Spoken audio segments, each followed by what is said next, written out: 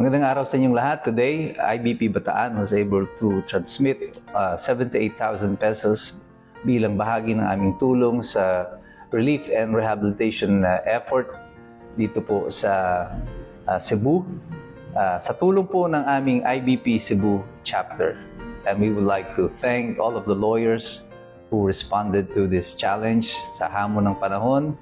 Maraming salamat po sa inyong pagtungod sa ating mga kapwa-abogado. And we would like to make a special mention also to one of those who donated. Na hindi naman po siya abogado, isa po natin siyang follower.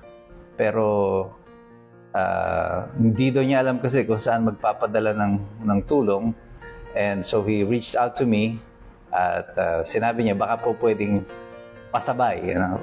Hindi lang mga longganisa at mga paninda ang pwedeng ipasabay, pati po tulong pwede po nating ipasabay. And we'd like to thank si Rostom Paray for donating 10,000 pesos for the relief and rescue operations diyan po sa Cebu. Mabuhay po kayong lahat. Mabuhay po ang sambayan ng Pilipino.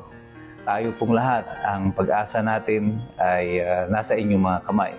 At wala po tayong ibang asahan sa panahon na ito ng kagipitan, kundi tayo rin. At tandaan po ninyo, lagi po tayong mag-aral, mahirap makialam, ang taong walang alam. God bless you, God bless us all. Mabuhay ang Republika ng Pilipinas, and we are praying for you, Cebu. God bless us all.